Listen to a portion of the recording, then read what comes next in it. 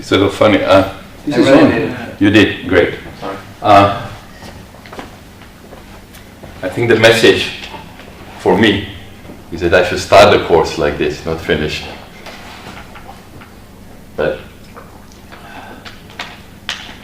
somehow the main theme, you know, is the electroweak. There is so much that one has to teach there, the issue of field theory, spontaneous symmetry breaking. If you were to arrive to this course later, then of course I'll probably change the order of the course. But anyway, better late than never. So let's finally see the quote that we've been talking about from the very beginning, right? The excuse is, of course, we'll talk with Alexei, that he actually does it to some degree. But now we want to see, so maybe it's not so bad at the end. Now we want to see it from this sort of structural point of view, not just from the phonological point of view. Because we somehow, the picture that he gave you, that the quarks behave almost as free at very high energies, fits nicely with the theory that would have small couplings at high energies.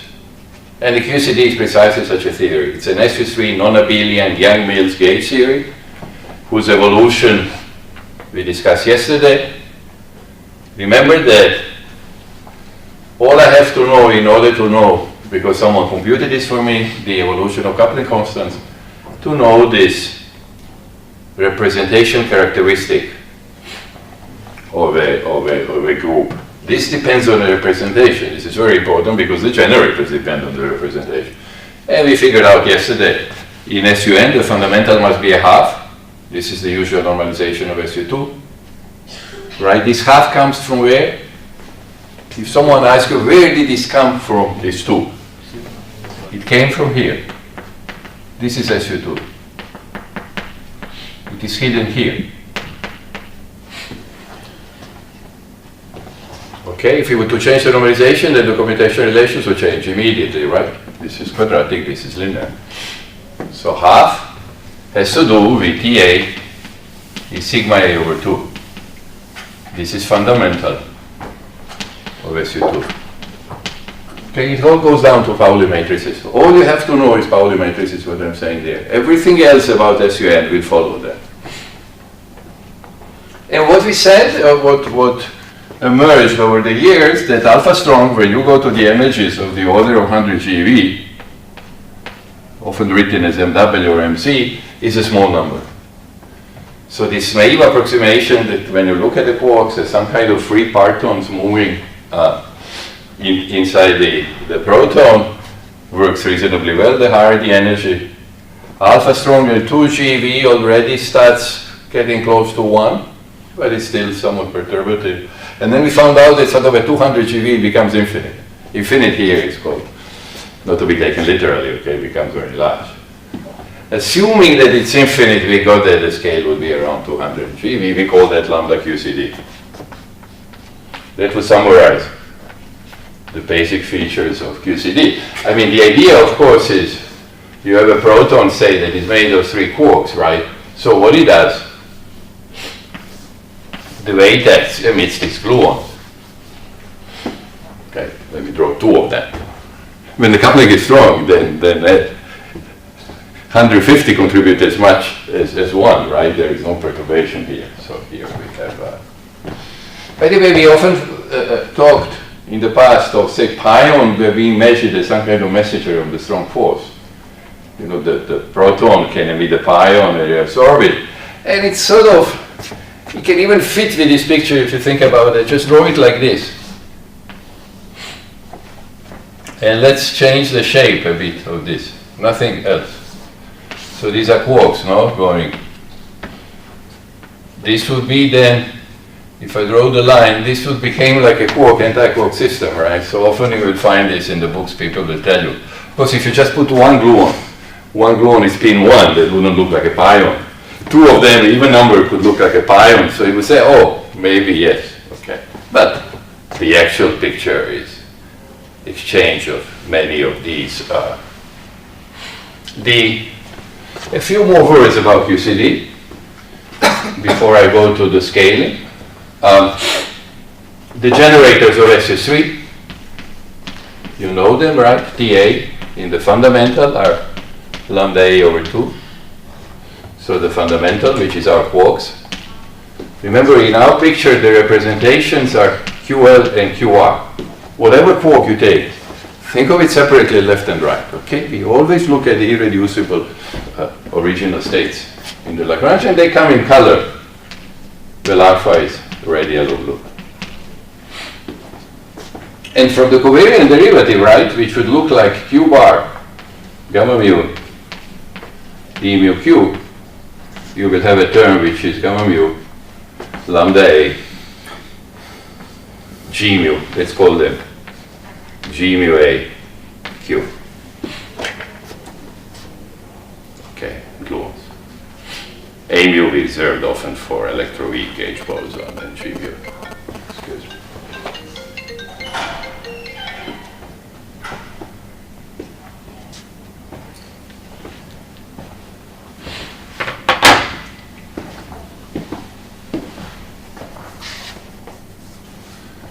So, for example, let's look at lambda 1.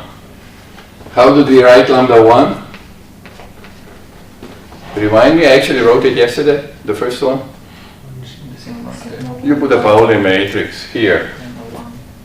So it would look like this.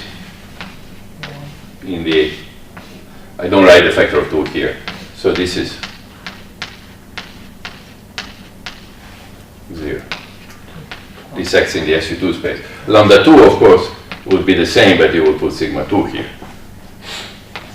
Lambda 3, you would put sigma 3. And so on.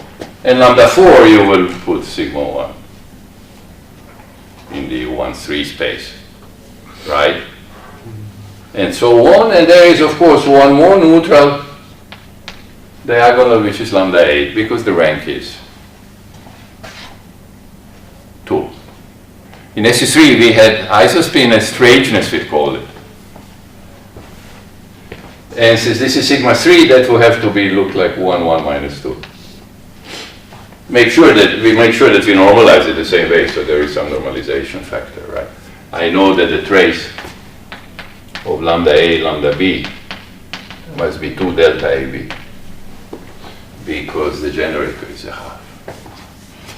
So for example, lambda 1, you see what it does? It will give me Q red, how did I call them? Yellow, Q blue, gamma mu, and this would look like 0, 1, G mu A1, let's call it, red, yellow, blue. So you see what it does. This will give me Q R, red bar, Q yellow, G, what I call 1. There will be also this is Hermitian, so there will be the Hermitian conjugate, right? There will be Q yellow bar, Q red. Forget gamma mu, G1. Forget the Lorentz structure. So what you see what it does. You see G1 we could call also G red yellow. They have sort of double color, right? This is what QCD means. You take a red quark, make it yellow. Take a blue quark, make it yellow. Take a red quark, make it yellow. You have all the possible combinations, okay? So they are some kind of doubly colored objects, right? The gluons.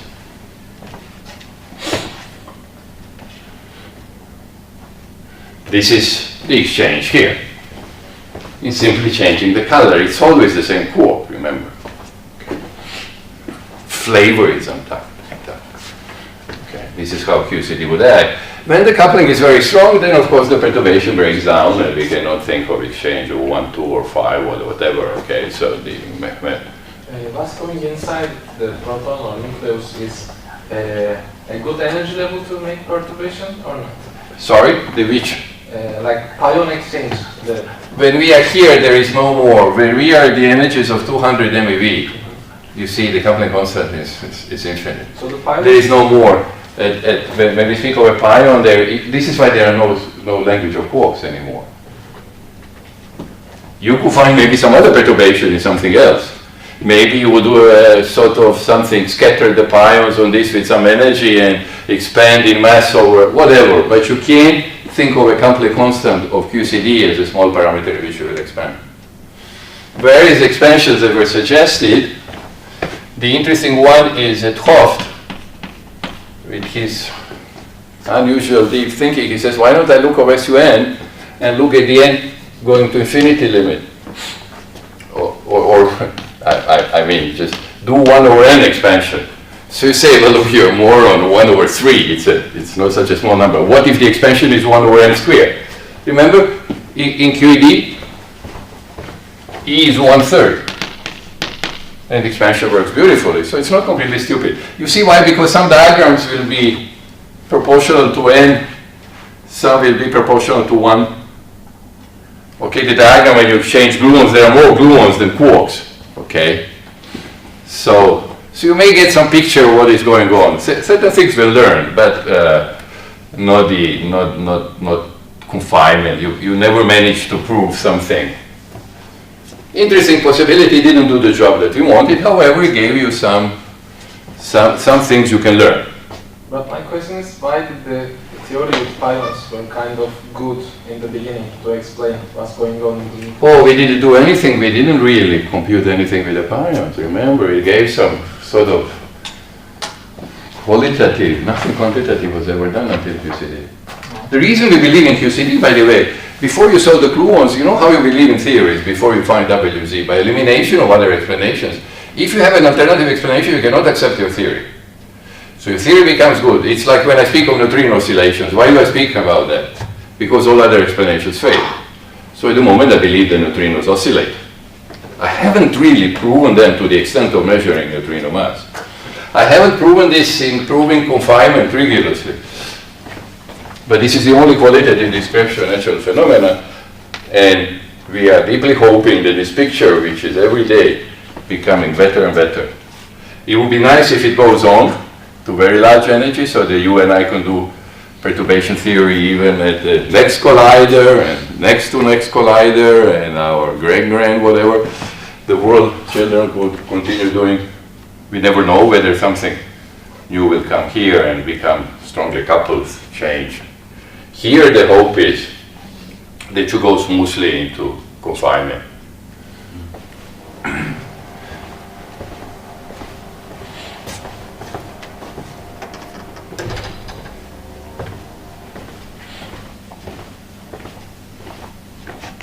So for example, the meson, it's easier to imagine. How would I think of a meson? You have a quark and Q bar.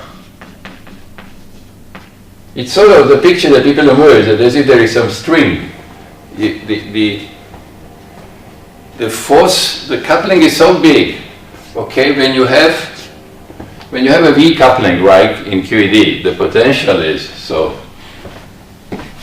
So when the distances become much bigger, this is the picture, then 1 over mass of the proton, roughly, or this scale. We are here between 200 MeV and GeV. I was not very precise here. It's sort of where I roughly expect the scale of strong coupling, right? And that order. If I go to larger distances, and I imagine quarks at tightly bound, confined objects, the potential that used to be 1 over r, you would imagine it proportional to r. The lines of force have to finish and terminate on quarks or anti-quarks. In other words, as you're pulling them apart, what would happen eventually? It costs less energy to break the string. By the way, the modern picture that you hear of superstring, that started with this. Okay, it was physics in the very beginning. It was imagined that I have strings, and it could have been, Nambu suggested that maybe you can think of them as magnetic monopoles, whatever, something, some concentrated, okay, force that doesn't disperse, as in the Coulomb case.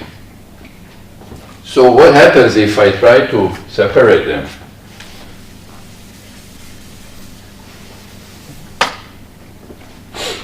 This will happen.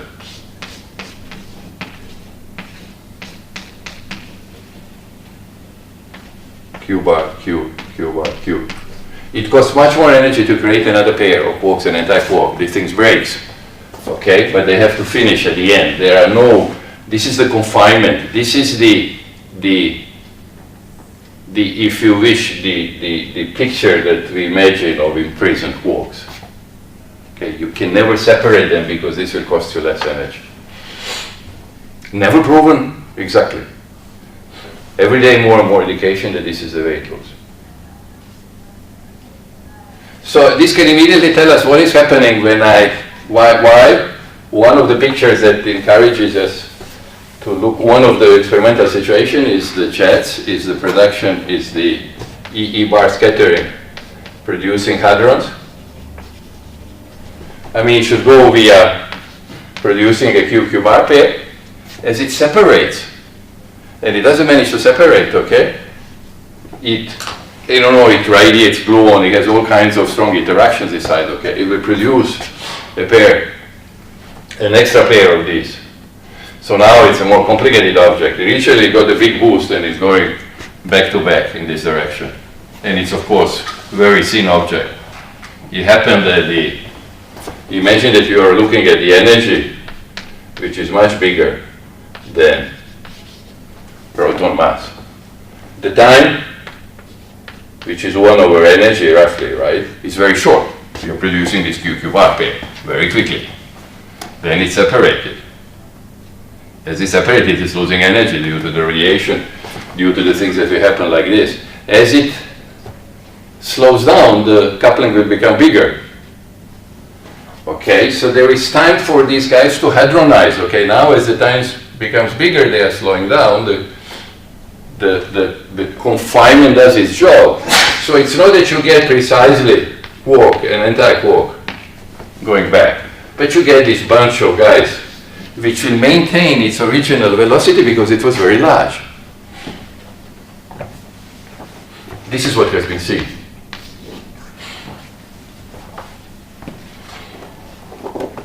It's being seen continuously. And the higher the energy, the better the picture works. Okay. This is, sorry. Can we think about the picture like that because the coupling become very large, we can include many diagrams which is, for example, have very crazy... we could, but it wouldn't help us. We could draw a lot of diagrams, it wouldn't help us. It wouldn't help us. Why? Because it doesn't, there is no convergence, there is no small parameter to expand. It doesn't help you to expand in alpha strong. That's not good expansion parameter. This is much better. And the much better the way people do is to believe that the world is like this, with a spacing A, and eventually let A go to 0. This is working much better. It's called the lattice approach of Wilson.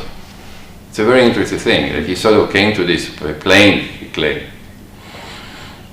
But I mean, we cannot like think when we take the coupling constant to be very large, Feynman diagrams, for example, which is maybe before that is virtual, become extended. No, whatever it becomes, it's useless. You can envision it as much as you want, but you won't be able to do a calculation because 2 loops will be at least as big as 1 loop.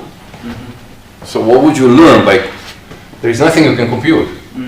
This was the art, and this is the question that physics faces when you go to the strongly coupled. How to find the right expansion parameter? There was a big hope, I remember in the 70s, okay, when I was starting out my PhD, that a lot will come out of this, that you could actually prove confinement. Imagine that the limit m going to infinity, you prove confinement. Oh, that's very good, you're close, you have an exact proof, and this is an approximation nature, and maybe the expansion parameter really is 1 over n squared, and it's something you would trust. Or 1 over 4 pi n, or whatever, right? You could imagine that didn't succeed. So this is giving better results.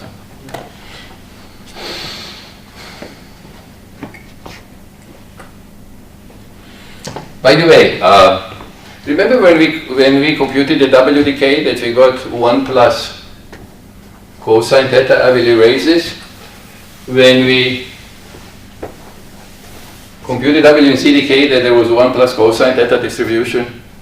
Remember there were 2 pieces, there was gamma mu and there was gamma mu, gamma phi. Do you remember that you go to 1 plus cosine squared theta here? And you get 2 cosine theta here? You remember this? So this is typically what you get in a tightly conserving situation. You get this famous factor 1 over cosine squared theta. You will get the same distribution here if you look at E bar going to mu mu bar or q q bar in light particles. Because there is no parity violating peaks, QCD is parity conserving. You will get the same distribution that you did here. And basically you could think like this. Imagine that I could have EL hitting ER bar. Remember the chirality of the antiparticle is opposite? Or I could have ER hitting EL bar. What would I get here? Let's think, what would I get here? Where is the spin here? Let's try to think. Let electron left go this way, and let ER bar go this way. So remind me how it goes. The spin of EL is opposite, right? So it goes this way, Indo goes this way. So I'm producing, let's say, QL, QR bar. Okay. Let's think of a muon, mu-L, mu-R bar. If I produce mu-L, mu-R bar, where does the muon wants to go? For example, can mu-L go here?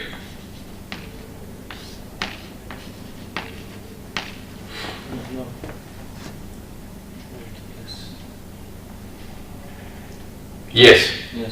Yes, this is good. So my question was wrong. Can muon go here?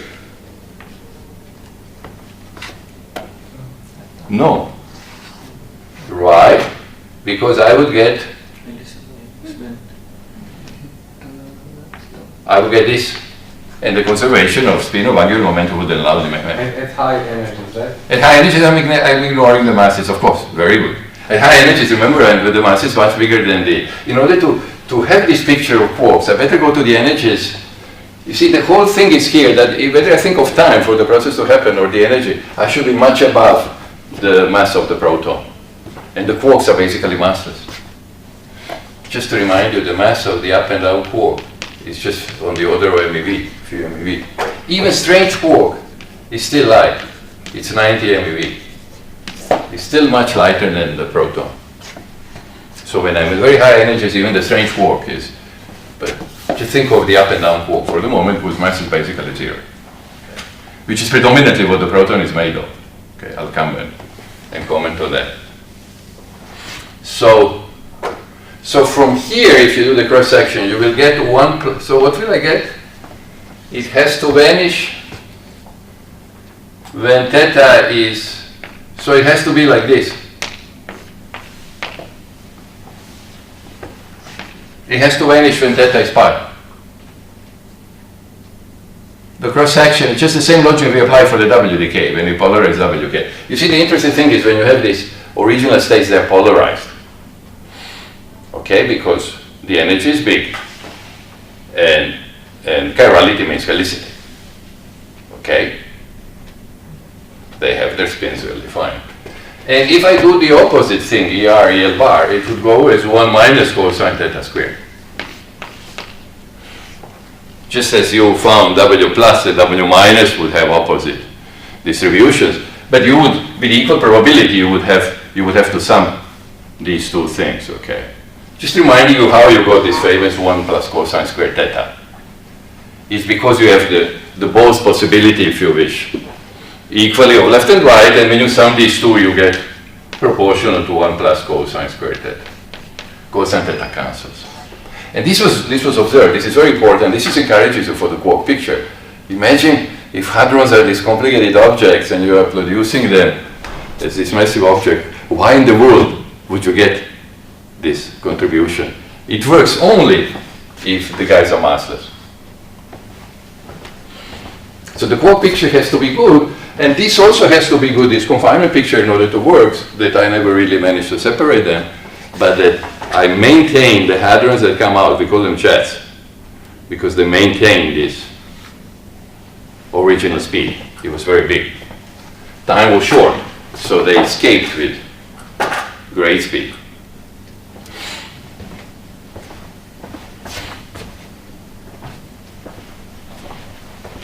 But now I will slowly go into the first thing of the quark, which was scaling, okay. This came a little later, this is late 60s, early 70s. Yes, please. What makes a free quark with escapes with a high velocity to hadronize along the way? Like Yes. You need to slow it down, but what makes it slow down? The interactions with the gluons. It emits gluons like crazy, okay. It loses energy by emitting gluons, okay. But alpha is really, really small if it has a high energy. Okay, but it still emits them. Slow down. It still emits them. You were saying the jet picture should become better and better the higher the energy. The jet should be thinner and thinner. I was thinking the opposite, because if you go higher in the energy, we have faster quarks that makes maybe more time to slow down because of the strong interaction. No, but the faster they are, the more they will maintain the speed, the original speed, right? The jet picture should be good. If I'm a very small q squared, this is not so good because they don't even have time to escape with this big velocity and to, I would say on the opposite, that the jet picture should work better and better. And let me rephrase it like this. Can we observe one free quark without slowing it down? Can we observe the free quark? That has been a holy grail of the quark physics. They have never observed that direct searches everywhere gave zero result. The quark picture that works so beautifully, high energies, the lack of the free quarks and so on, has led to this picture. You see, this will happen. Even besides emitting gluons and so on, this will happen. The string will break and they will produce the Q, another pair, and this process will slow it down, okay? And then this will break. Because now you are trying to separate these two guys, they will break. You continue producing, the picture goes on. It's a mess, it's a very violent thing, the gluon activity. You see what we've learned in a minute, okay, by the way, when there is one thing where my intuition failed, by the way, and I will tell you. I don't work on this, so when you don't work on something, your intuition is not the same thing as your expert friend. Or he speaks of me, but I'll tell you in a minute. So if people show confinement is true, this picture is true, it means that it doesn't matter how much energetic are or how much good we are at measuring. Yeah, there are no free quarks. We have never seen quarks. We believe the confinement is exact. There has been no analytic proof. You know, it's not the kind of proofs you were used in mathematics, okay? There are simulations, there are computer calculations on these lattice, there are Monte Carlo simulations, I cannot tell you much about them. You have bigger computers, so you can take a bigger lattice with a smaller and smaller spacing. And this becomes a good expansion parameter, and apparently the picture, okay, this is what a non-expert like me reads. Or actually talk to people, you have a friend, he says, yeah, it's working better, and this is one of the things when you trust an expert, always dangerous, but when all of them tell you, okay, I'm speaking now almost as a layman. I have never myself tried in my hands to really understand what is going on here. You would have to sort of do something there. But you can do perturbation theory, that's what I meant. That fits. Okay. Picture with jets, the jets will move us in the same direction with the same velocity as the quark will do it if it's free. Yeah, they go, you know, the thing will slow down eventually, okay, because this is happening and this is slowing down. But the direction is maintained very well. I sent you the pictures. I was working late last night to organize what is the minimum, the thing that I can have to give you in today's lectures, okay, and I somehow forgot to send you this. I'll send you today to remind you. They are in the books that I told you, whether it's Peskin, there are these pictures, okay, have a look at them, but I'll select a few pictures and send them after the class.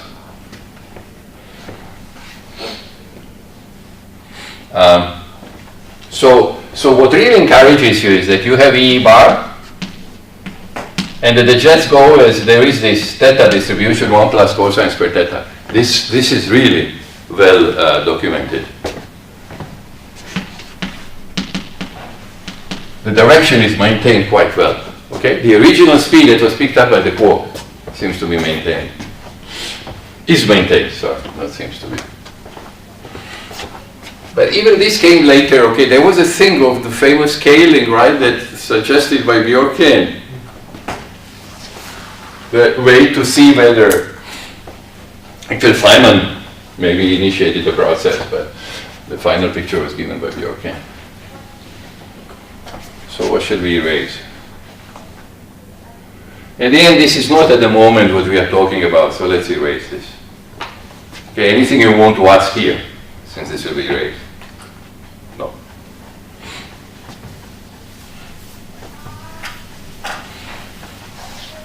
So the idea was simple, you know, that people realized what they have to do. If I want to see the shape of the proton, then I would send it some wave. No, the particles that I send are also waves whose wavelength is on the order of the, so not a large frequency. This should give me an idea of the shape of the proton, and I will see that it's not elementary particle and so on and so forth. But if I want to see inside the proton, I better have a large frequency, small wavelength wave, right? I have to have, and we call it Q squared, the exchange momentum, much bigger than M proton. I will use now capital letter, which is often done in this picture. In this calculation, M proton square. So in other words, I'll take an electron, say, I can take a neutrino also, we'll take an electron, the original thing, and I scatter an electron on a proton, which you and I view here as 3 quark, okay, but it's some extended object. I exchange the photon with momentum q, and I produce whatever, x. I'm in a deep inelastic region. Q square is very large. Q square, I'm sorry, is minus q square. You will see in a moment. This is k, this is k prime, so this is an electron, this is a proton, so q is k minus k prime. Let's get an idea what q is and the sign. So q square is k square plus k prime squared, that's 2m electron square, that's 0 of course. I will neglect even proton mass. Minus 2kk prime. So if you wish, this is minus 2 e prime 1 minus cosine theta. Do you see this immediately for massless particles? Where the theta is angled between the electron, emitted electron from the other one, right? Energy is equal to P. So in other words, K times K prime, momentum is E prime, cosine theta. Q square is manifestly negative, so we talk of this positive variable which has to be large in order that you and I probe inside the proton. So for example, if I'm looking at the system, so I have a proton with a momentum p, and there is a final momentum p prime, which is a mass. There are two variables here, q times p and q squared. P prime is not independent, so I have only two variables, not three. Correct?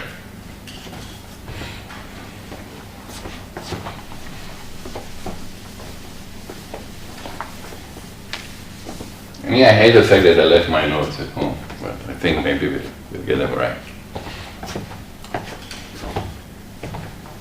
You will not be surprised if I tell you that the cross-section, differential cross-section d omega d e prime. E prime is the energy of the scattered electron, right? They are coming with the energies E and E prime. I mean, if you want to get a feeling for what it is, I calculated. We can do this, it depends in which frame you look. You could look at the center of mass frame. Let's look, for example, at the frame where the proton is at rest, lab frame. What would this be? This will be mass of the proton times E minus E prime. The loss of energy of this is basically the loss of energy of the electron. And Q square I wrote there. Why don't I write it here? Minus 2 E prime.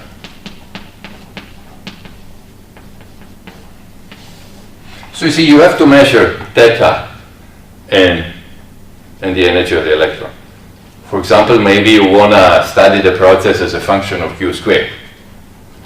You have to know the scattered angle, you will do that, you will measure the thing, okay. It's not a big deal to set up the experiment. So this is in the lab frame. Proton arrest. So that this should be proportional to alpha square,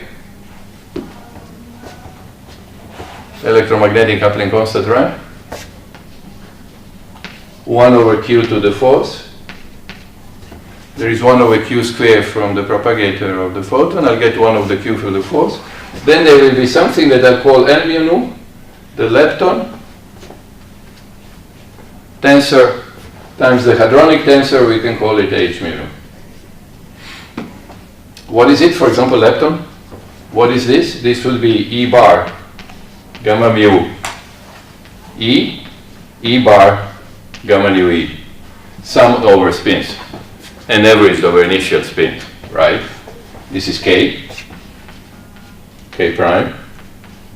Is a kind of calculation that we'll be doing a lot in WDK and so on, right? I'm gonna have to sum over final spin S prime, average over spin, so maybe I divide by half or something. Okay, I just wanna see roughly the form. We will not calculate the explicit coefficient, it's not important at all. The beauty of this, we won't have to. We can do that. And I was talking to Vishari today, this will be a nice take-home exam problem. It's a straightforward calculation, one nice cross-section. I will give you the input. I'll tell you why. So what is this going to be? Who is quick to tell me? This will be a trace, of course, of? There are two matrices, gamma mu and gamma nu. It is trivial when they are massless, which they are. I must get this.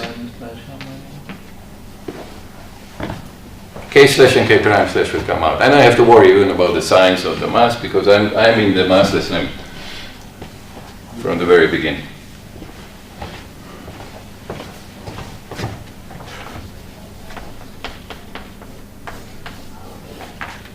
I mean, even proton mass is 0, except if I'm looking at the proton at rest, okay? Then it's not 0. Okay? Depends in which frame. In the CMS frame, center mass frame, I will tell you that proton mass is 0. Okay, Q square will be large. Okay, so what do I get here? Let's see if you are someone is quick to tell me what I get. 4. It's proportional to the factor of 4. Forget 4. I will get, let me see if you see this, K nu prime, plus K mu prime. Symmetry tells me that I will get that. And the other term goes with a minus sign, if you remember. Do you? K minus K prime, G mu nu. Do you remember this? Good. Okay, you're going to help me because I may get something wrong. Okay. So this is my L mu nu. L mu nu is proportional to this. That's my definition of L mu nu. It has a mass unit, so I will be careful to have we will think about the units in the moment, okay? We know the units of the cross-section. It's centimeter square. It's 1 over energy square. So how I can write it? I can write it a little better because this is Q square, if you notice. So I can write it as K mu minus Q mu nu plus K mu minus Q mu. I'm explicitly writing K, I'm eliminating K prime. Minus plus 1/2 K square G mu nu.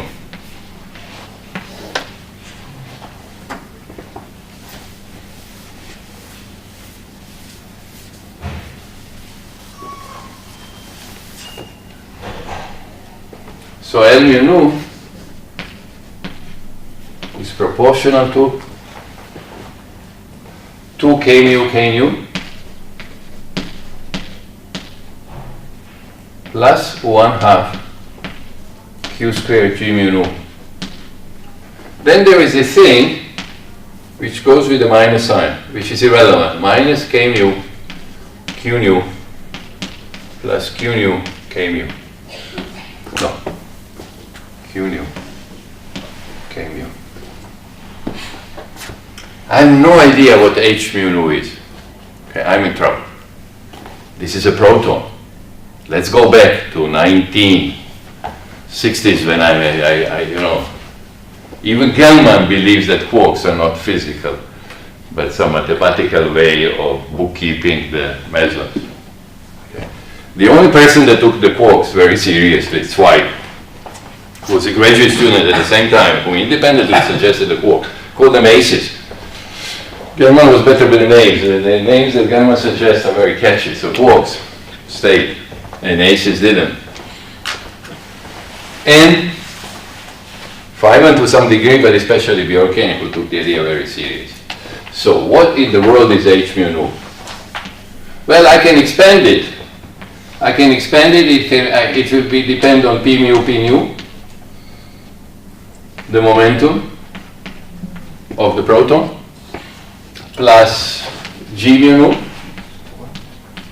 plus p mu q nu. There is also p mu q mu, but notice that L mu nu is symmetric. So this has to be symmetric.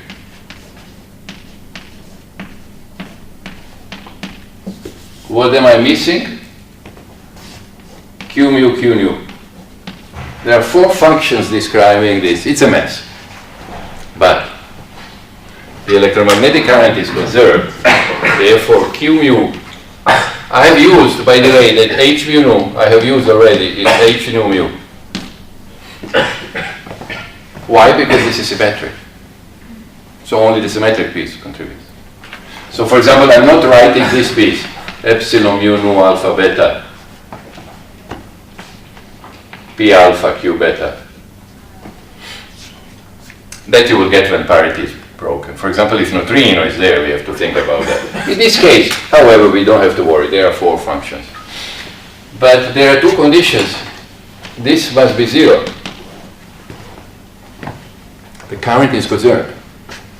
And that means whenever you multiply with q mu, whenever you enter whatever vortex you're attacking there, you get 0, okay? This is the things that lead to word analysis to the properties of QED. And this must be equal to k mu h mu. So there are 2 conditions. In other words, there are only 2 functions. So h mu nu is written like this. This is a convention. Minus g mu nu plus q mu q nu over q squared W1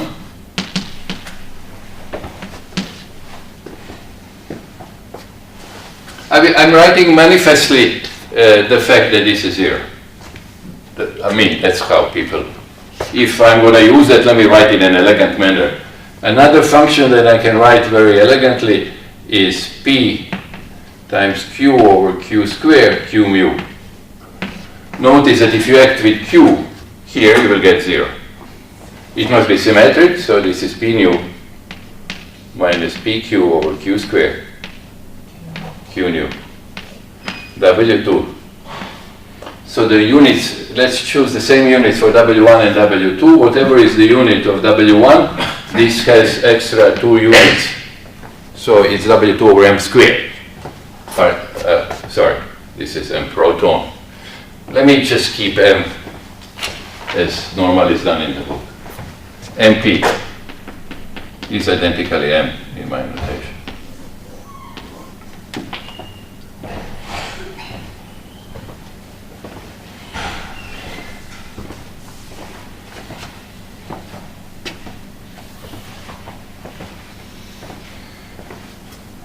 And you see, you have this situation. So notice that I can drop this. If I want to do calculations, you know, now you and I can compute the cross-section as a function of W1 and W2. That could be a nice little exercise that I'll skip here. We will learn, we can comment on that, okay, but this is, I don't need it, fortunately, okay. This is the beautiful thing of what we can figure it out. Okay, all I have to plug this here. What are the units? Can you tell me what are the units of W1 and W2? They are the same, can we guess?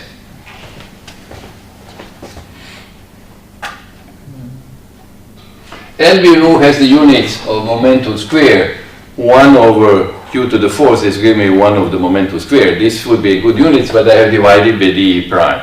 So it means that the units of W1 and WD, Wi is 1 over NH mass. Is 1 over, okay.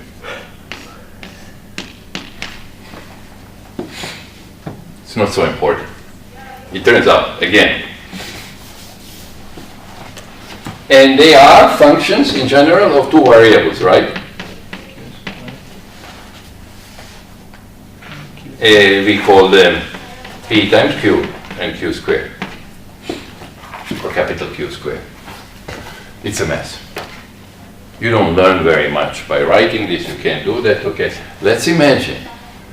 Let's see what will happen if if proton was a free parton that we call. Let's just think that I have a free quark inside, 1 free quark.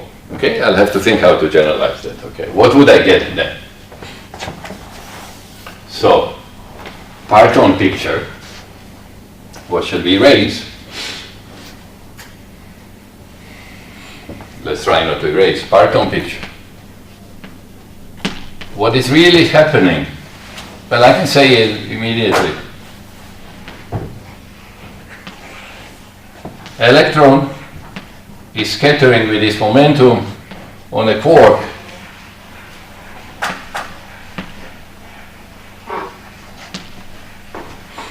Remember, it will be the same quark.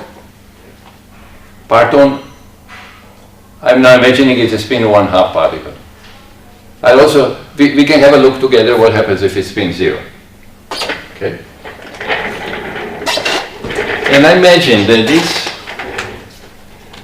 P of the quark, to start with, is some fraction of the momentum of the proton. You agree? That's a reasonable thing. So, but what I mean is the following. You ask me, what do you mean by the cross-section in this picture? E, this is not the momentum, this is proton. EP scattered on EP going into EX in the deep inelastic. You are saying the following.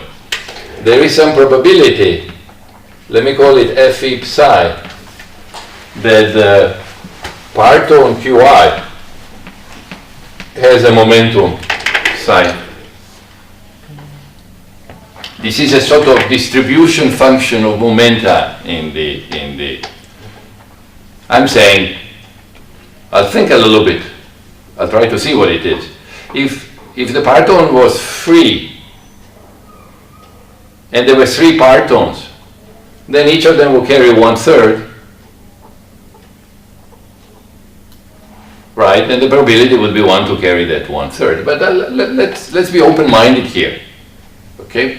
This is what it is, that we don't even have to assume detailed picture, okay? As long as the proton is made of partons which are free, which carry some fraction of the momentum with some probability, you would say that this is then some overall the partons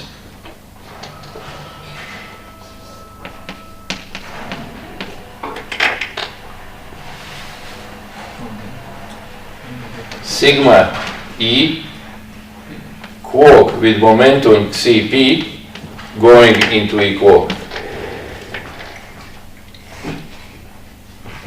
Proportional to the probability that it carries that fraction and summed over. We'll think a little bit. It may not be clear immediately. Don't worry if it's not clear immediately. Let's compute this and come back and reinterpret it again. Okay? Once again, all I wanted to say, I have some probability that my parton carries this fraction of energy.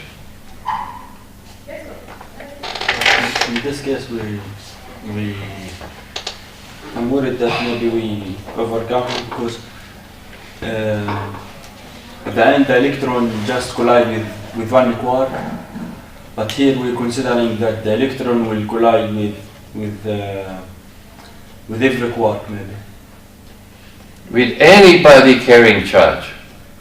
Whoever lives inside here, you know, I don't know. I know that this is some kind of big shopping bag. I don't know what's inside because at the end they are confined. I really don't know.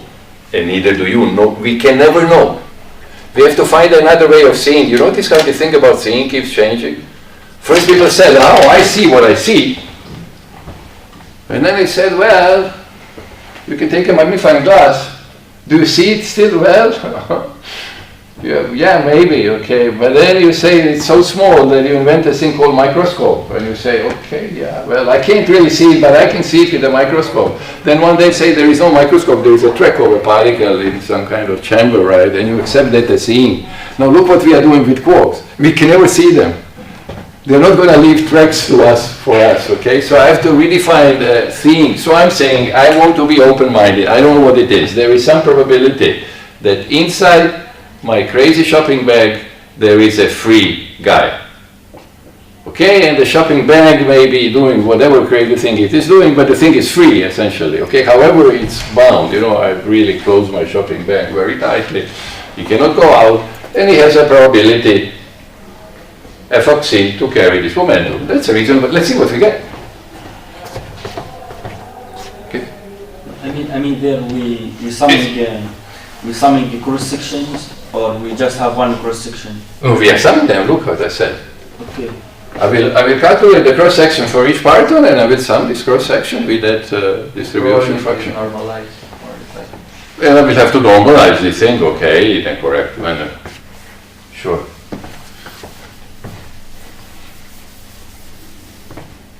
By the way, the variable that Bjorken introduced, it's called x, is defined as q squared over 2p times q. There's a certain variables that Bjorken liked. It's called the scaling variable. Okay, when I scale q squared and pq, but keep this fixed. Okay, I could do that in experiment. Okay, this is just a number, a definition here. And remember that q squared, I raised it, is minus q squared. And this was q, the exchange moment. So what is h mu nu? Now I can compute h mu nu because now it's the point particle, the same way as I had for these guys. So let me look here. I started, well, I raised it. Okay, k mu, I will have 2 x p mu, x p nu. No, oops, not x, what am I talking about? C. Right? The quark carries, instead of k now, it's c p mu. Momentum of the quark. My first term. Plus 1/2 q squared g mu nu. This is the same. Since they are leptons, we write leptonic current or h mu nu, or are we writing L mu nu or h mu nu? H mu. A part of the hadronic current, which is like H mu nu for the parton. These are spinning half particles, so it's the same trace of. Right. I'm assuming that parton is a spin half fermion. I call it quark today. At that time they used the parton. They were open-minded. We can write the formula also for spin 0 to see what happened. Okay. You will see a different result. But let me, at the moment I'm doing this calculation. So in other words, L mu nu and H mu nu has exactly the same force, except that I know what K mu is now, is the fraction of the P mu momentum. And remember Q now is, okay, P prime. Q was, let's write K minus K prime. but it is P prime minus psi P.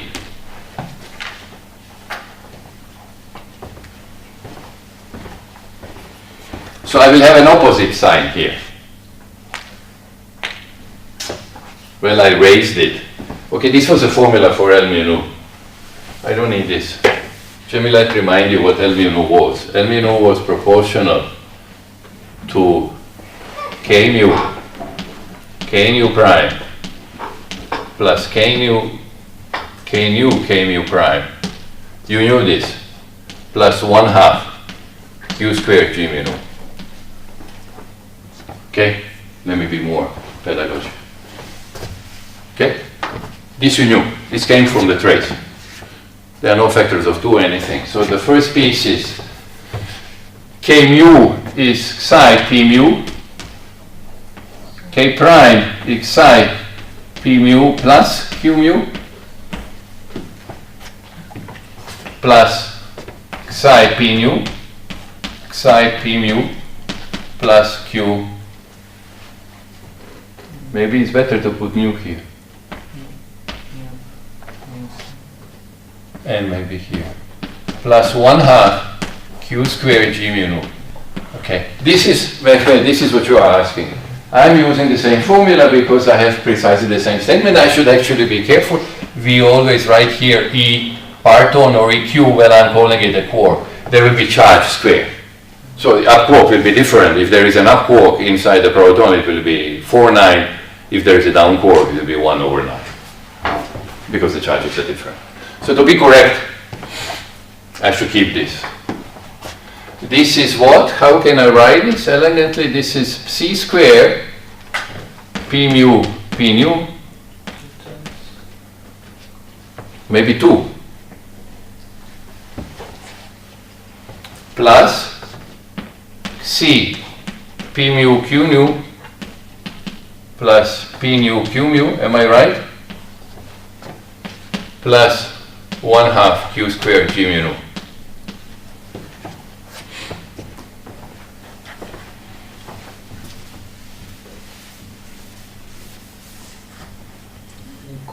Well, this I could have, okay, here.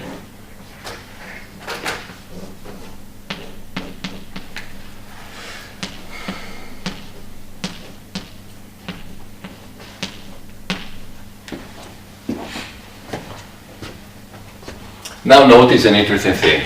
What is P prime, the quark that is coming out? I've used here this, it's C plus Q, correct? So this squared is this squared. What is this? This is 2C P times Q plus Q squared.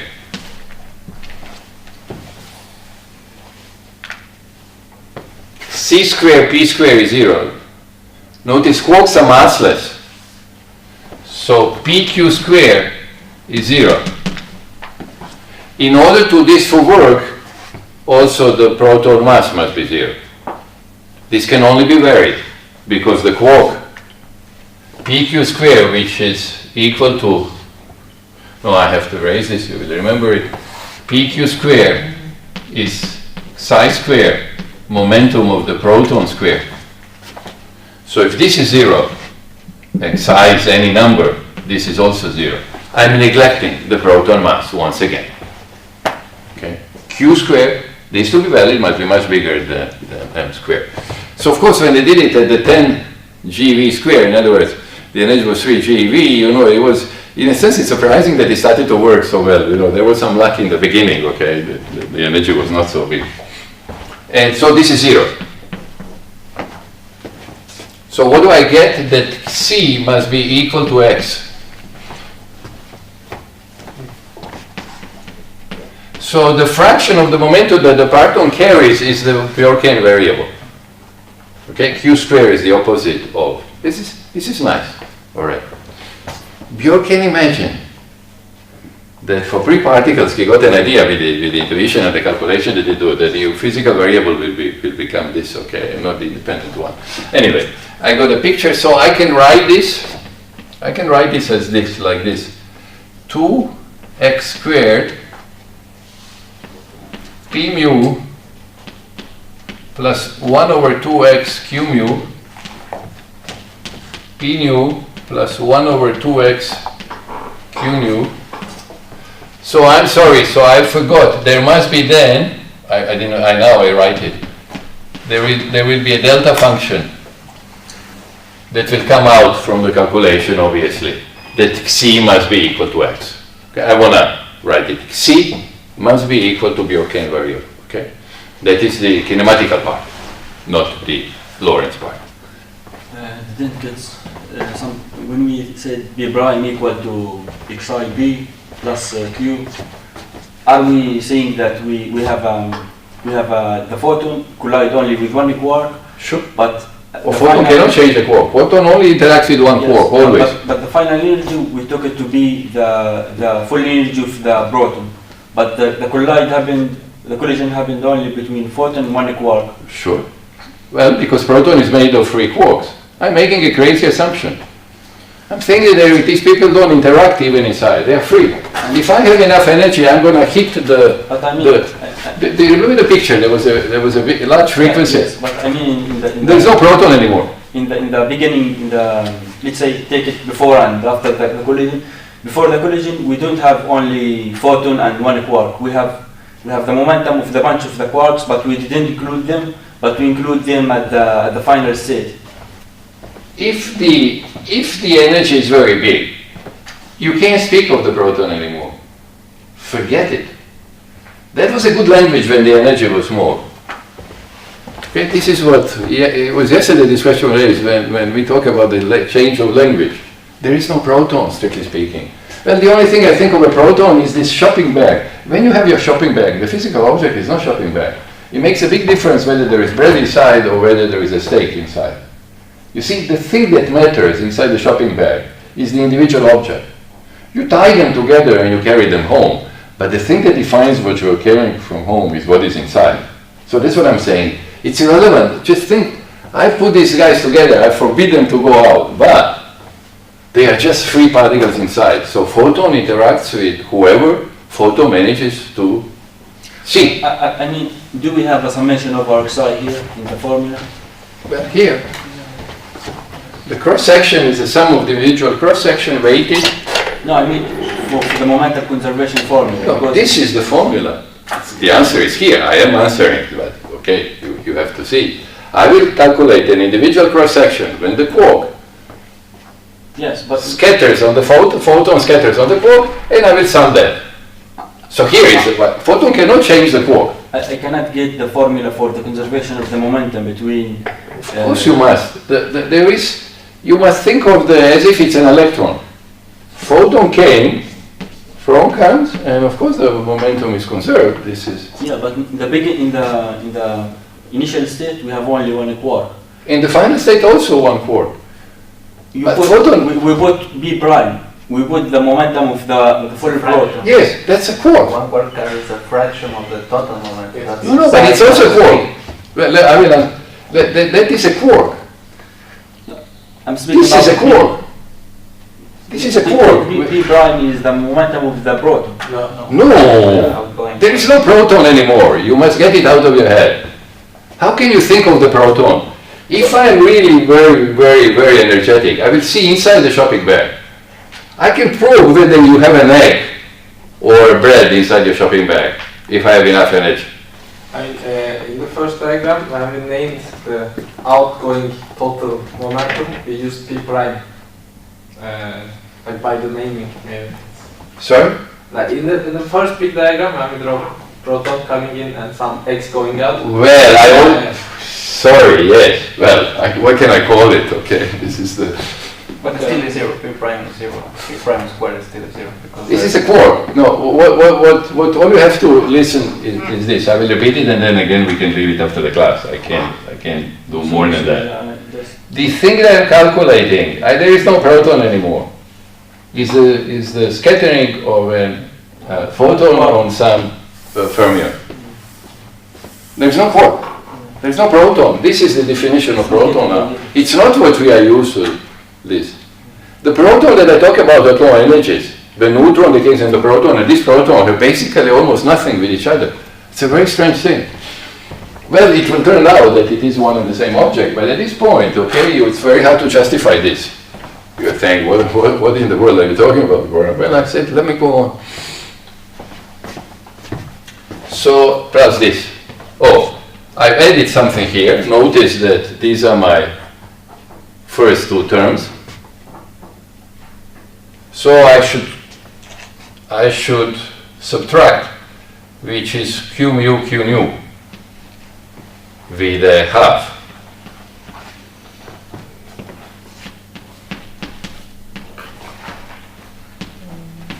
You with me? Oh.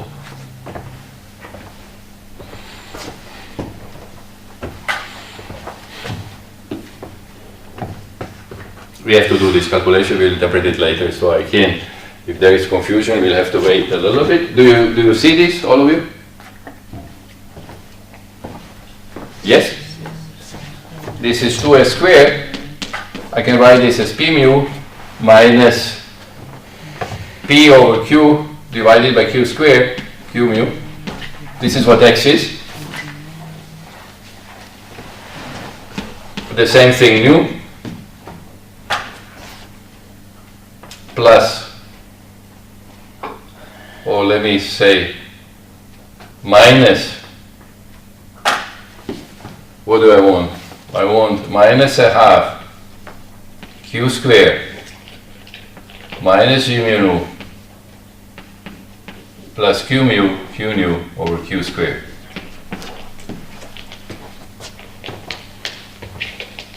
I want to read off what W2 and W1 are.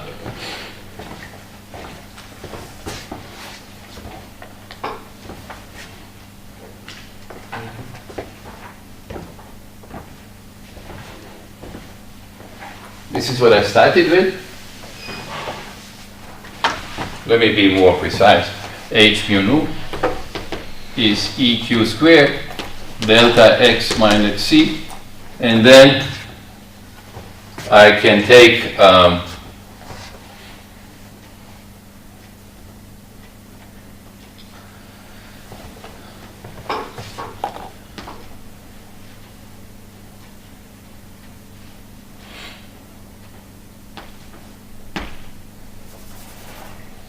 two x. I'm taking it out. Then I will have x times this thing.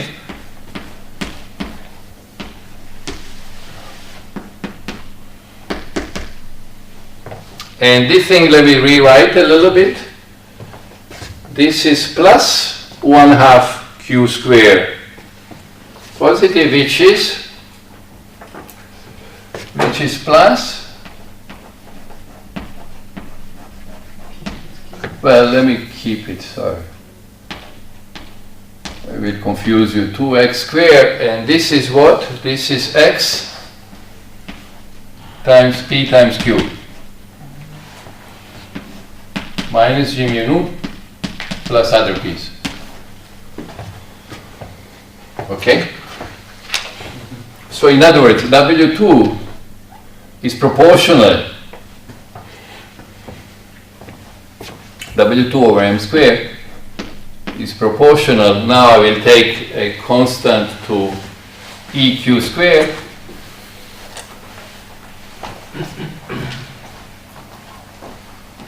x EQ squared delta c minus x times 2x.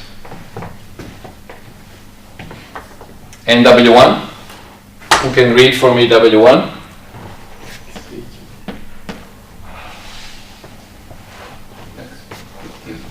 Is proportional to EQ squared delta c minus x times x times p times q.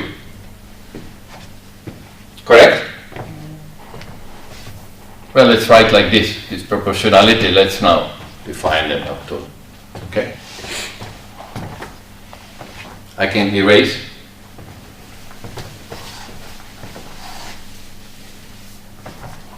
So one introduces a function f2, which is normally called 1 over 2x w2 over m squared. It's just a name that was chosen. And this is the thing that we like. It's x eq squared delta c minus x. In other words, this is f2, I'm sorry, proportional to f, call it q of c. Okay, f2 times the distribution fq of c. We like to introduce this function f2. f2 is basically w2 multiplied by the distribution function. So when I write the cross section, I'm hiding this f into f2. Okay, just a definition. And f1 is defined as 1 over x p times q to have the same dimension w1 times the same fq of c. So this is what? This is 1/2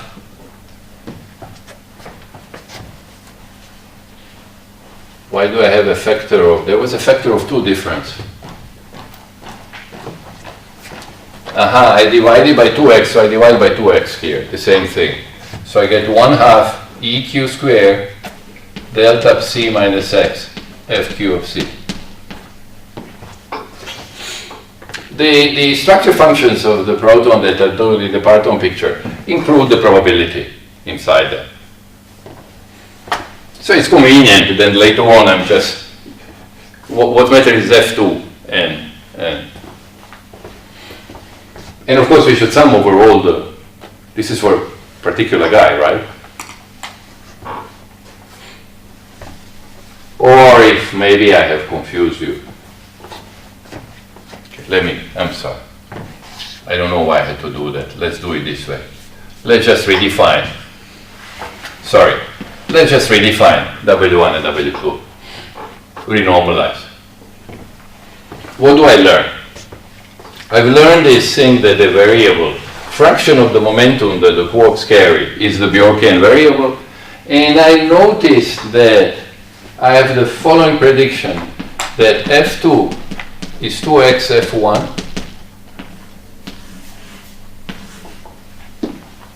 this is the first fundamental prediction that Bjorkian made, and that you see properly normalized there is a non-trivial relation between W1 and W2. These are W1 and W2 normalized. I don't know why I chose them the way I chose them before.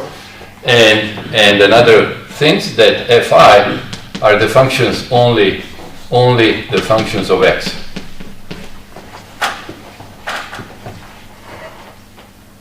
If you isolate properly this function in your cross-section, Bjorkian says you will not see the q square dependence or the p times q dependence. Fix x.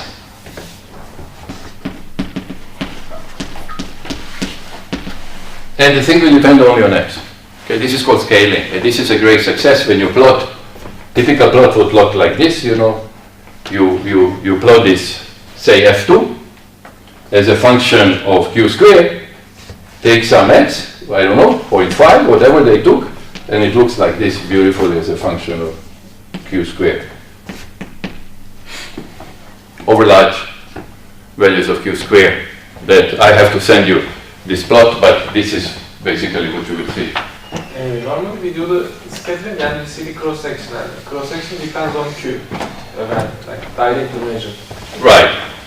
We need to read off somehow. We should express the cross-section as a function. To understand what F2 the homework that you will do will calculate the cross-section of W2, W1. The cross-section is, these guys measure the cross-section. So from cross-section I can subtract F2 and F. So actually we somehow divide by Q squared at some point to get rid of that effect to reach. Oh, there is that. There is a cross-section which depends, but what you will find that this in general, there was 1 over Q squared and there was W1 and W2, and they in general depend, but there are a number of things. In general they depend on both variables. It's not that the cross-section depends only on X. No, I'm not saying that. No. Good question.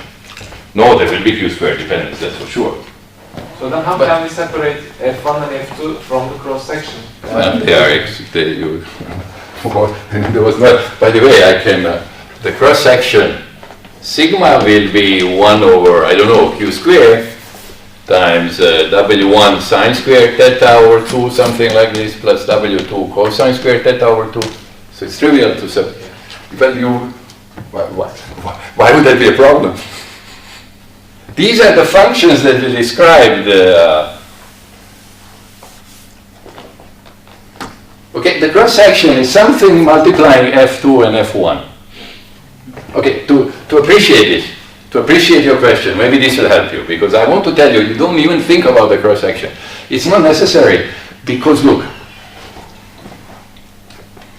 Aha. So what we have to say, you have to bear with me. Well, I still have a little more time, and maybe if I need 5-10 more minutes, okay, sometimes I did it to you, but today especially is the last class.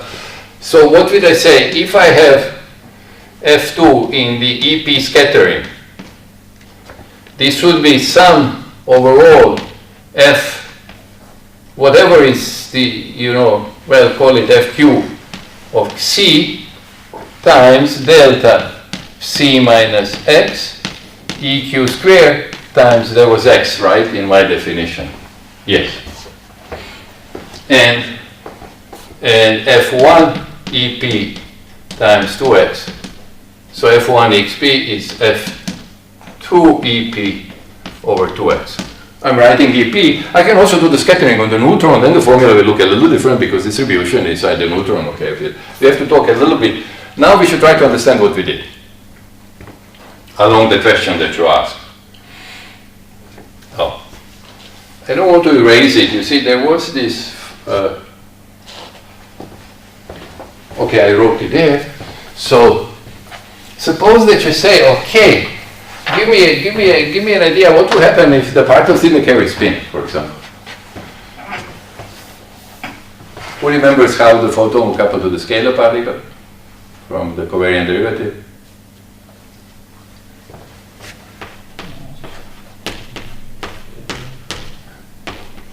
Would obviously give me do you see it? D mu phi times phi star minus phi d mu phi star, right? Up to some factor. Imagine that they carry also charge that they scalar particles, okay? And then of course phi you write as e, say, to the e px for the Fourier, or you do the Fourier transform, and then phi star goes as e to the minus ipx momentum.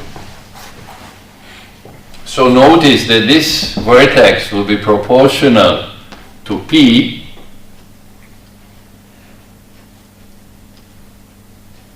minus sign would have a minus sign. You will get P plus P prime vertex.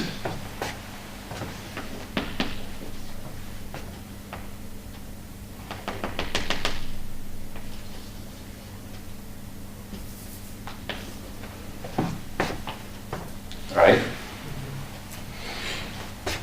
This would be the vertex for speed 0 particle, P plus P prime. Okay? Because the particle is going out, and because of the psi will pick up a minus momentum, so minus minus become plus. So in other words, this would go into Cp, original momentum, and P prime is, this will be the vertex. So H mu nu now would be proportional to, would be equal, let me write this, 2 psi P mu plus Q mu, 2 psi P nu plus Q nu, which is precisely W2. Do you see that? This is equal to 4 C squared P mu plus 1 over 2 C Q mu, and then the same thing nu. But this is P Q over Q squared. Xi is X, remember? So in other words, your first prediction is that F1 is 0 because it's proportional to W1. The scalar particle would have a completely different distribution. You have to measure F2 and F1. You have to extract from the cross-section. Cross-section has 1 over Q square, as you said, or whatever property has. Time properly normalized F2 and F1, which there are. And then notice that the difference is dramatic. As you vary x, you eliminate completely spin 0. Okay. You can try some other crazy thing, okay. This is highly non-trivial to get such a profound prediction by varying x. And what you have to have the art, of course, is now varying x. You have to control the experiment. But you can always control the experiment because you know the scattering angle and you know you measure the energies of the electron. Okay. You need a good spectrometer to measure well the energies of the electrons. The initial prepared electron, and of course that's coming out of your accelerator. So, how would we imagine this to happen? Okay, let me just, I'm about to summarize. I can wrap it up. Did you follow me here? There is a minus sign here, but phi star goes as, so I will get the sum of the momenta. I use the conservation of the momenta. And again, it's the same thing. I don't think of the proton anymore. I just think of the free guys with some distribution to find themselves there. You can understand what a genius this was at the time when people were completely confused. The experimentalists who had no idea what to do got the Nobel Prize. And this guy to this day. I'm trying to mobilize people actually. Buchanan is now, I've seen, he must be 85, 86 years old, and he still never got a Nobel Prize. Kobayashi Maskawa got a Nobel Prize. I think this is insane. I'm surprised. I have some other people that agree with me, people that met their party, an old collaborator, Salam, the father of Party-Salmon theory, but unless you're a Nobel Prize winner, Nobel Committee will not take you seriously when you want to. I find this groundbreaking work. One of the greatest achievements that what Zweig and Buchanan did is a cornerstone of our field. Everything that we do is based on this. So in other words, how do I imagine the, now I want to be more open-minded. I'm saying that I'm taking now QCD seriously. I'm imagining that because they are quantum objects and interact with the gluons, that there will be clouds of particle and antiparticle. In other words, proton, I say, is U, U, D, but also a bunch of Q, Q bar states plus glue. It can be all of this. Okay?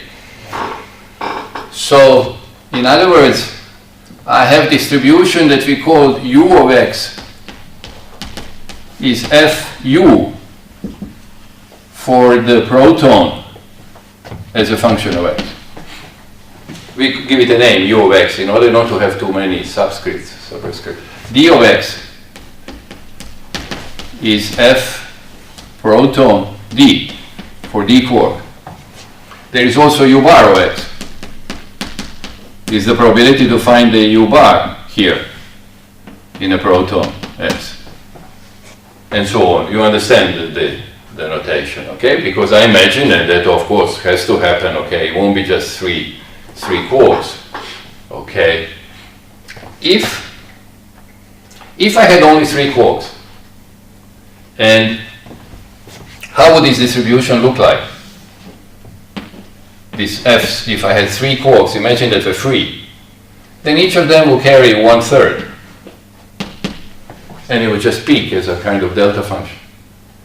The momentum, the probability would be 1.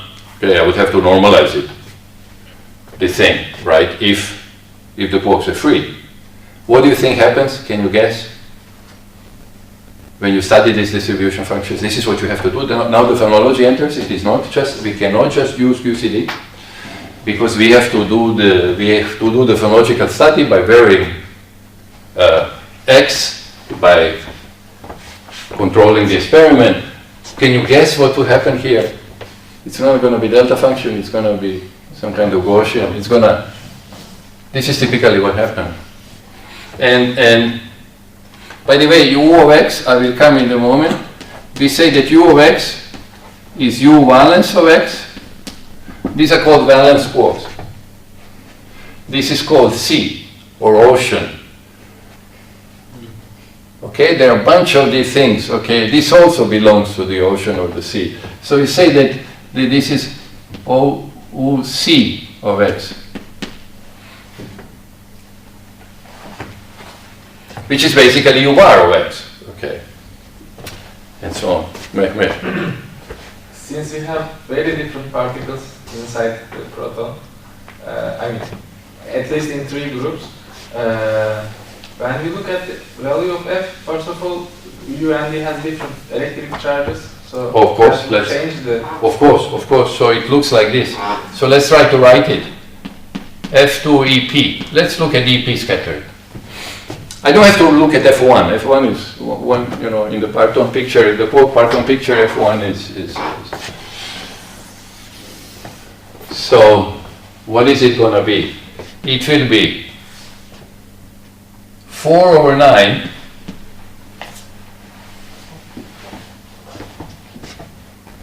U of X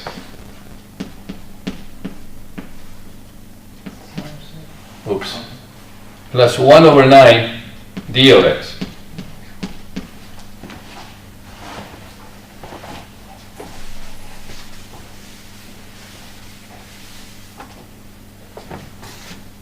plus 1/9 S of X. I imagine that there will be some strange quark in the proton. There is very little Chan quark, a bottom quark. This works very well. But since strange quark is light, you sort of allow, it has a mass substantially smaller than the proton. That when you know, gluons are doing their job, they can easily produce these pairs. They have enough. You know where they are gonna. You can imagine the what is not valence. That this can you guess where, for what values of X this guy would like to live?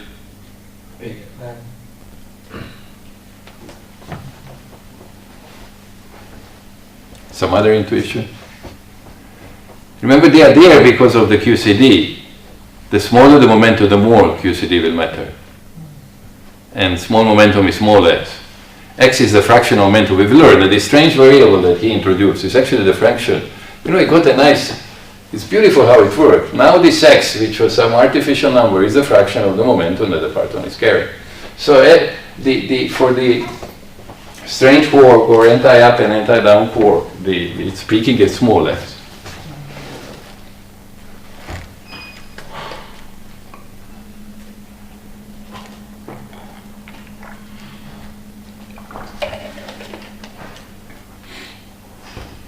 This is often written as like this. This is 4/9 U valence of x plus 1/9 D valence x plus 4/9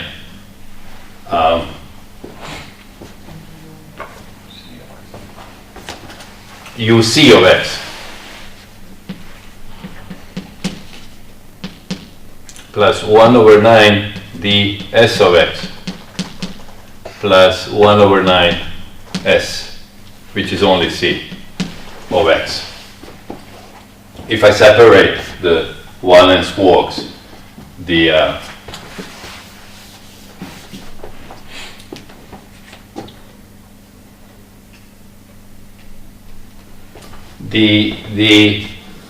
thing then that you study, if I did, by the way, what you say is that U of x, which is Fp of U, by isospin you would expect to be Fd for the neutron.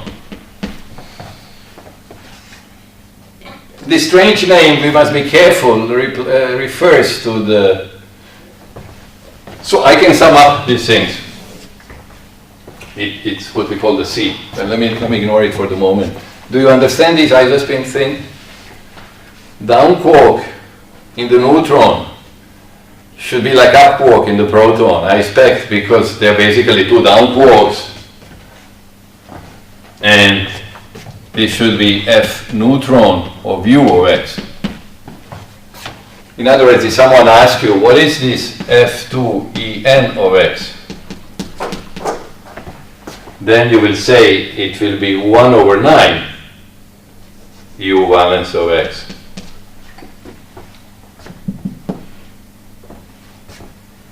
Plus 4 over 9 dV of X. Because of the isospin relation. And this, whatever it is, you expect to be the same. Okay, using isospin things, you also expect that the C properties of these quarks will be basically the same. Yes. So these are the individual contributions? I'm just trying now to have a little intuition, sorry, okay. Before you ask, now ask, okay? I'm just saying what I expect by intuition, then I can compare with the experiment. I would expect something like this to take place, okay? Yes, please. My question is, if they do the experiment before all the quark picture, they will have just one experimental result and they don't know how to divide into these different quark contributions, right? So. Well, that's what you have to do. But they do.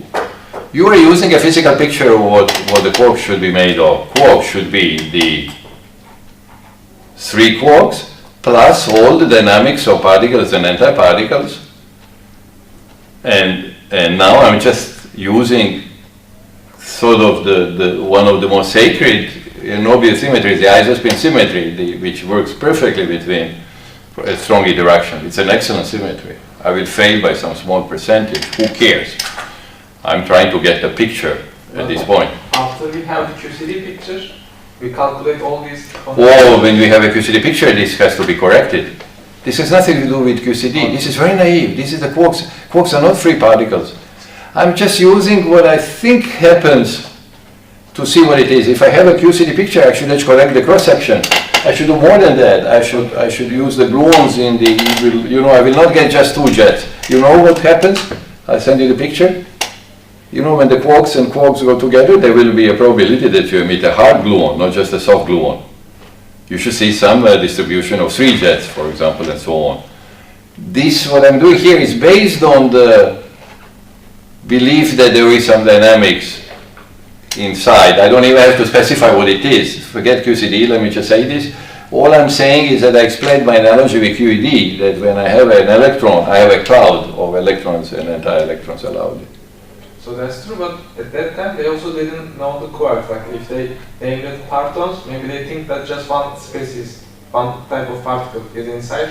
So at the end of well, he did more than that. He actually had envisioned the situation in the thing that Bjorken does, and that's why I say it's one of the greatest achievements in modern physics. Okay, it's funny, that we always talk of Weinberg-Salam, and these people here is maybe surely one of the greatest heroes that is almost forgotten, right? I remember last year I was at the PASCOS conference. Okay, it's a big conference. Organized all over the world, and Bjorken was there. And nobody talked to him anymore. It's completely forgotten. As if it's not that sort of.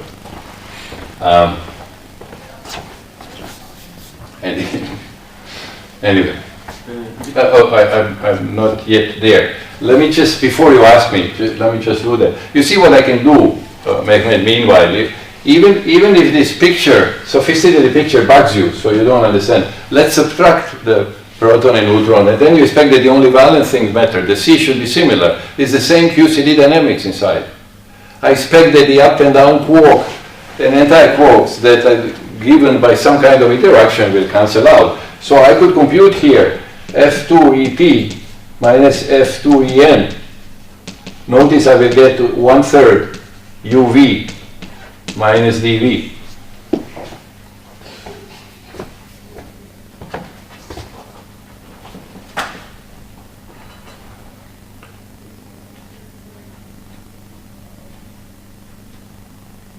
There are 2 up quarks in the. I expect UV to be twice dV. Right? There are 2 up quarks in the. That's why this analogy, remember, up becomes down when I go from proton to neutron. Okay. For example, this should peak. This should peak around 0.6. There is one of them, which we said should peak around 1/3. Okay. These are functions of x. Okay. So the bottom line is when you plot here let's call it Q valence of X as I plotted. Q valence, it peaks around the third, properly normalized. Whereas what I call the C, if I plot QC of X, it's somewhere here. It peaks for small x, okay? I may not be drawing, I have to think a little bit where I come. I'll send you a better picture, but it more or less looks like this, okay? For small x, when the QC decoupling becomes, the smaller the x, the more important they are. So maybe it goes even, whatever, normalized properly, okay? The smaller the s, the smaller the energy, the more tightly they are bound, okay? So, how does this thing, as QCD was evolving, the other thing that was evolving very nice, now I do the fitting to the thing. So we define the thing which are called epsilon u and epsilon d. And epsilon u, for example, would be integral from 0, 1 x, u of x plus u bar of x. So everything that u core contribute, whatever, valence plus the c. And the fit gives about 0.36. Epsilon d, analog. Remember I said you would expect to give you a half because there are two valence quarks and the C contributes only in a small portion, so when I integrate it shouldn't matter so much. It contributes only where x is very small. When I do the integral, notice when they sum them, for the strange quark they got very small result. Look when you sum them, you get about a half. So half of the momentum is carried by something which was not quarks. They don't enter in this formula because they don't carry charge. Today we believe that they are gluons. It works beautifully because it means that the gluon carry a lot of energy. So for example, if I want to produce the Higgs, this is how I produce the Higgs. This is why gluon fusion is so important, because there is a lot of glue that carries a good fraction of the momentum. They take half of the proton momentum. So I have a huge cross section. So when I go a large Q square where the energy is very big, the gluons have very large energy. They carry half of the energy of the proton, and therefore I get abundant at LHC Higgs, which is mainly produced through the gluon fusion. Ironically, that I had no idea that was there in the proton, right? It all started thinking that they were just quarks. Yes, please. Right, FQ, FEB, 2. I'm Yes, we included PQ square, and we included that we have two up quarks. Is this the calculation? No, I didn't do anything. That's in the distribution.